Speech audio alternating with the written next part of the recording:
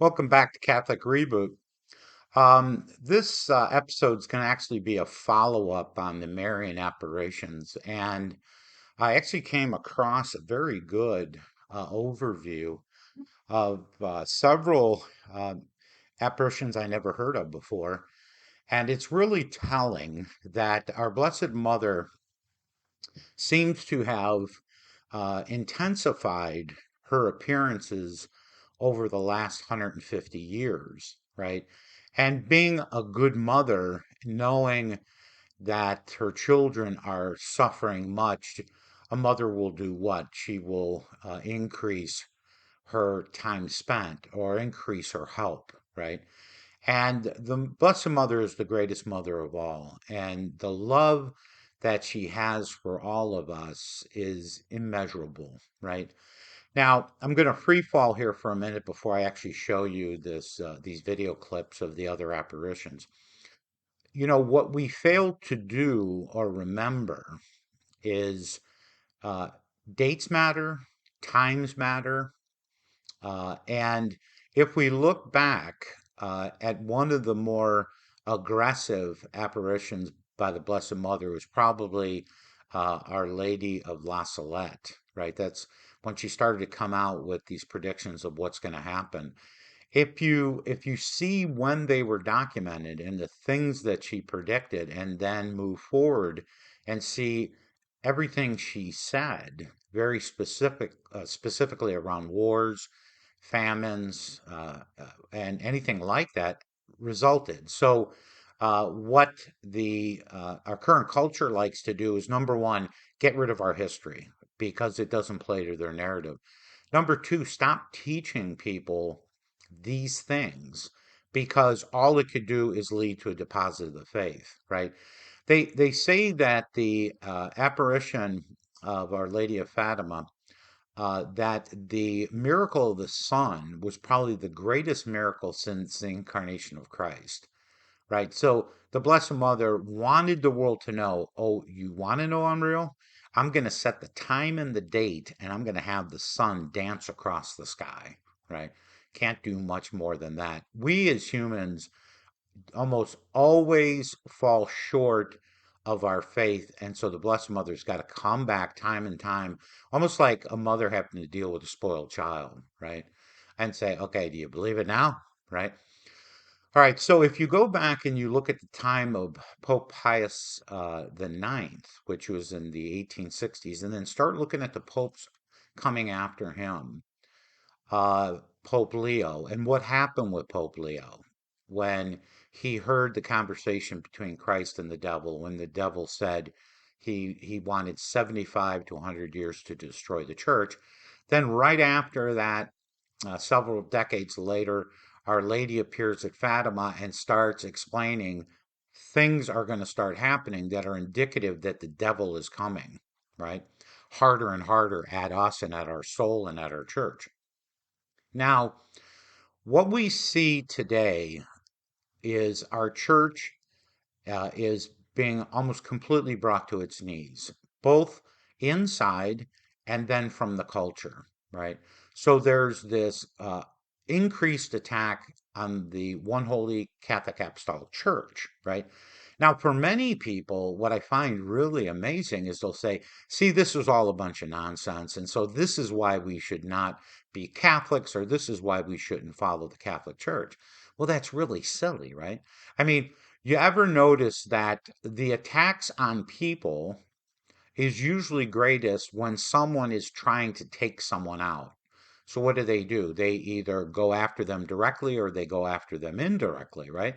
Well, the devil is brilliant, and he realizes if he can get the people to forget history, forget the Blessed Mother, and then make the church look completely fallible and not Christ, right? Or as we would say, not part of Christ, because we know the Catholic Church is Christ, right? Then he wins, right? So we should actually be doing quite the opposite. The more the church gets attacked, the more we have to come and defend it, even against itself in the way of its hierarchy. If we know that the Pope, the cardinals, the bishops, and even the priests are assisting in this destruction, we need to double down as laity and restore the church, defend the church. Now, the Blessed Mother had made a comment that a lot of Catholics and non-Catholics kind of are shocked at. She said that the seat of the Antichrist will be inside the church. Well, most will say, "See, I told you Catholic Church wasn't true, or I told you that the Catholic Church is a fake church." No, it's quite the opposite. When the Blessed Mother always supports the church, always supports its priests, always supports its popes and its saints, she's basically telling us, be careful, they're trying to destroy your family. Okay? So if someone were to say, hey, someone's going to come into your family and they're going to start tearing it apart, would you say, see, I always knew my family wasn't real? No. You would toughen up and you'd fight to your death for your family. This is what we have to do as Catholics. Now, the Blessed Mother always tells us how to do it. We just don't want to listen. She says, pray and do penance. Pray the Holy Rosary often, right? Pray for penance, do sacrifices, even to the point of turn off the cable news, turn off the Netflix, anything that's going to take your attention away from Christ. Get it out of your life. Double down. If you think you've done enough, do more. If you think you're praying too much and you're becoming overzealous, do it for someone else then. Because today we have this huge, huge void that's going on. The loss of faith is so great. All you have to do is look at the parents. They're not teaching their children. These poor kids today have absolutely no faith. Why? Because they're not taught it, right? If you see a child, their eyes open up big when they learn how to pray. A child knows that there is something missing instinctively. Why? Because their soul craves it. Parents got to get back to getting all this other nonsense out of their kids' lives. Look, I think soccer practice is great. I think dance classes are awesome. Sports are great. I was part of it when I was raising my kids. But you have to have the perfect balance. That doesn't now take the place of prayer, receiving the sacraments. That should always be second. But today we put all our secular activities above Christ, right? And I'm not trying to sound like the holy roller, because believe me, I've fallen so many times, my knees are raw. I'm saying if we don't fortify each other, if we don't constantly try to assist others in obtaining these sanctifying graces, we're not doing anything. We're basically just wasting our time, right? So once again, listen to the Blessed Mother with an open ear. Listen to what she's saying. She's saying you have to get your head on right. You have to start paying attention to what's going on. And so rather than getting sorrowful, like, oh, we're doomed, things are over, you know, the second coming, the end times, I never worry about that. It's like St. John when they asked him, what would you do as he was pruning a tree? They asked him, what would you do if you knew the world was going to end tomorrow? He said, I would continue to prune this tree today. Now, there was a little bit of a parable in that, pruning the tree, in other words, helping Christ's church become stronger, right? So, we talked in previous episodes about the need for a brown scapular, tug on that as much as possible, right? Um, Wake up in the morning, say, good morning, Jesus, get your day started with understanding who the saint of the day was to kind of get you in the mindset, right? Make sure you say your rosary. Use these sacramentals to help you get sanctifying grace.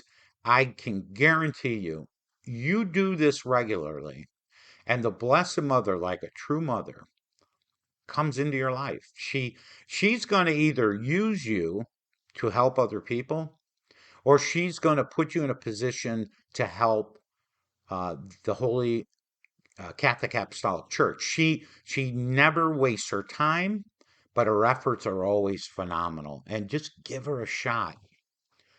Instead of running away from Christ and the Blessed Mother, run closer, right? And put a pure focus on your ability to start praying, do penance and self-sacrifice, and get this secular world out of your way. It's not doing anything for you. Who cares what Biden's going to do anymore? Are we amazed at what's going on in our country? I'm not. If you can murder millions of babies, if you can condone homosexuality and transgender at the level we are, if you can turn away the faithful from the churches, what else do you think is going to happen? They're going to double down. So as they double down with the evil, because the devil's right there with them, we're doubling down with Christ and the Blessed Mother to get on the fighting, uh, get in the fighting mood and work hard, but be joyful. Catholics are joyful. We're not downers, right? Stay joyful. You see other people hurting, especially in these hard times. Don't be one of those, I got mine. Help each other, right? This is what it means to be Catholic. Community. It's not our own personal relationship with Christ. It's our community relationship with Christ. You see somebody hurting spiritually, help them. You see them suffering monetarily, help them. You see them suffering emotionally, help them. If you find yourself going through any kind of depression, the greatest cure is take the attention off you, go help someone else. You'll get sanctifying graces. Okay. All right. Sorry for the long introduction, but I'm now going to just show you this excellent presentation, not done by me, so I'll give credit to another, on these other apparitions of the Blessed Mother and see if you can figure out the consistency of theme of what she's doing. Sanctus,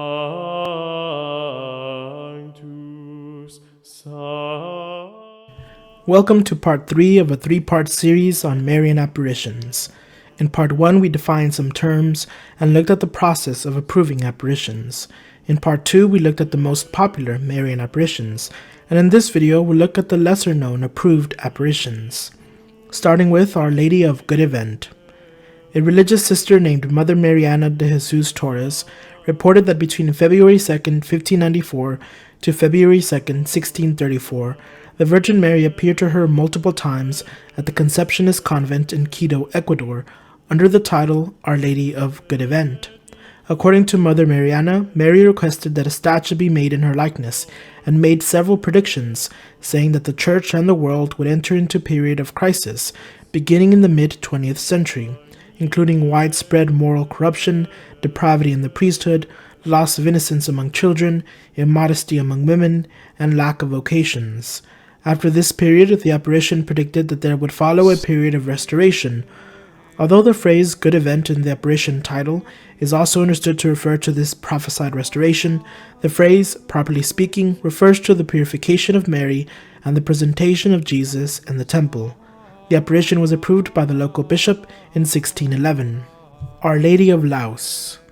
A young shepherdess named Benoit Rencorel reported that between 1664 and 1718, Mary appeared to her in the French Alps and said, "I have asked my son for this place for the conversion of sinners, and he has granted it to me."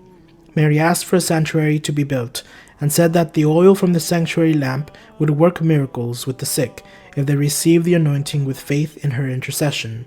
The apparition was approved by the local bishop on May 4, 2008. Our Lady of Good Help. A young Belgian immigrant woman named Adele reported that in October 1859, as she was walking through a wooded area in Wisconsin, she saw a beautiful woman standing between two trees. The lady said, "I am the Queen of Heaven, who prays for the conversion of sinners," and she gave Adele the mission to pray for sinners and teach the children of the area their catechism, with the assurance, "Go and fear nothing, I will help you." Soon after, Adele's father built a small chapel between the trees, and later 2 more churches were built on the spot before the present brick church, built in 1942. Our Lady of Good Help is the first approved apparition in the United States. It was formally approved on December 8, 2010.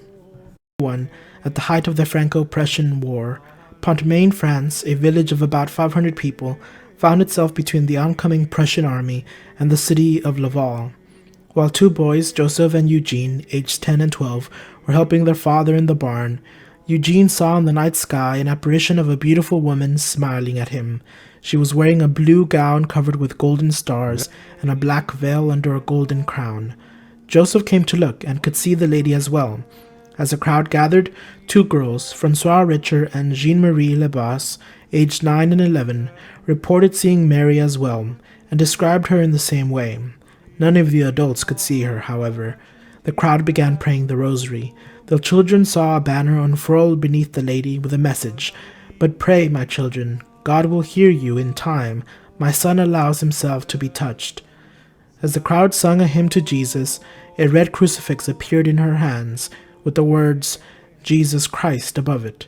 Her eyes mournfully contemplated the cross as they sang. The apparition lasted about 3 hours, and it was later discovered that the advance of the Prussian troops was halted at the same time that the apparition began. Our Lady of Gitzvalt. A 13-year-old girl named Justina reported seeing Mary while praying the Angelus on June 27, 1877, in Gitzvalt, Poland. Mary was seated on a gold throne near a maple tree, accompanied by an angel. The following day she saw another apparition, this time also with the child Jesus. Later, both she and a 12-year-old girl named Barbara saw Mary, and Justina asked, "What do you want, Holy Mary?" Mary answered in the local Polish dialect, "I want you to pray the rosary daily." In the coming days, Mary promised that fervent prayer would be able to end the persecutions of Catholic Poles. The apparitions continued for 3 months. On September 8th, about a week before the apparitions ended, Mary blessed a spring of water, from which pilgrims have subsequently reported healings. Our Lady of Gitzvalt is the only approved Marian apparition in Poland. It was approved September 1st, 1977. Our Lady of Beaurang.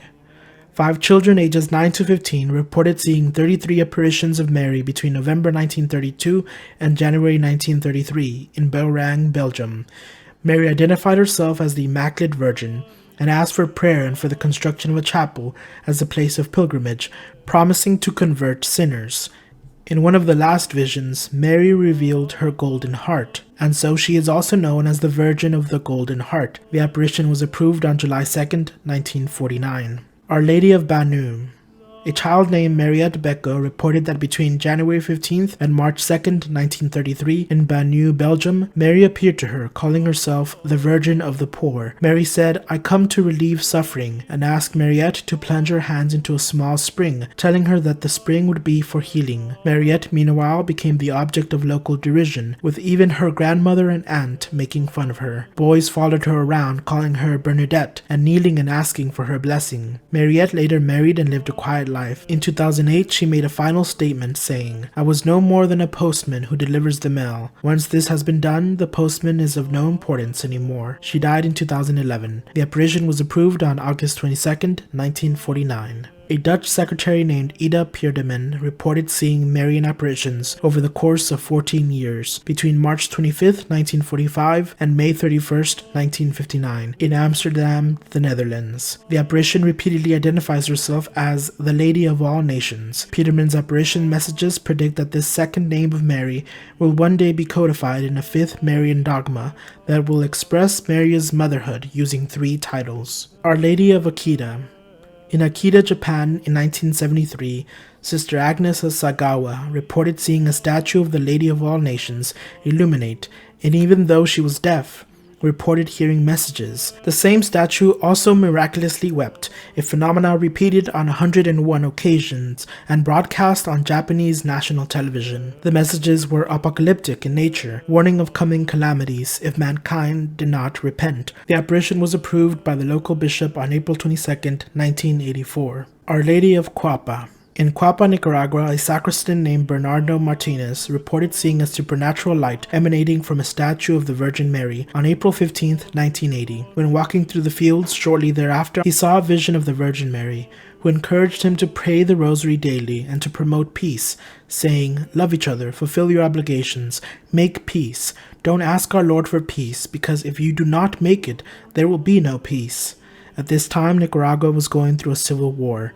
The apparition was approved in 1994. Mary, Virgin and Mother, reconciler of all peoples and nations. Maria Esperanza was a Venezuelan mystic who had several Marian apparitions among her many mystical experiences. One event of which she is particularly famous for was a reported Marian apparition on March 25, 1984, in which 150 other people also said they saw Mary along with Maria Esperanza. It was approved in 1987. Our Lady of Kibeho. Between November 1981 and November 1989, in the African College of Kibeho, Rwanda, the Virgin Mary reportedly appeared to 3 teenage students, Alphonsine, Nathalie, and Marie Claire. The apparition identified herself in the native Rwanda dialect as Mother of the Word, and warned of the coming 1994 Rwanda genocide, in which Marie Claire was killed. The Marian sanctuary at Kibeho was named Shrine of Our Lady of Sorrows in 1992, 2 years before the genocide. The apparition was approved on June 29, 2001. Our Lady of the Rosary of San Nicolas. Amid reports of rosaries mysteriously glowing in homes throughout San Nicolas, Argentina, a woman named Gladys Quiroga de Mota, upon witnessing the phenomenon, began to pray to the Virgin Mary, who then appeared to her wearing a blue gown and veil. Mary asked Gladys to go look for a statue that had been blessed by Pope Leo XIII, but was hidden away, forgotten, in a church. She found the Marian statue, which bore a resemblance to Mary's appearance in the apparition, in storage at the diocesan cathedral. Gladys continued to receive apparitions from Mary and Jesus, some of them apocalyptic in nature. The apparition was approved on May 22, 2016.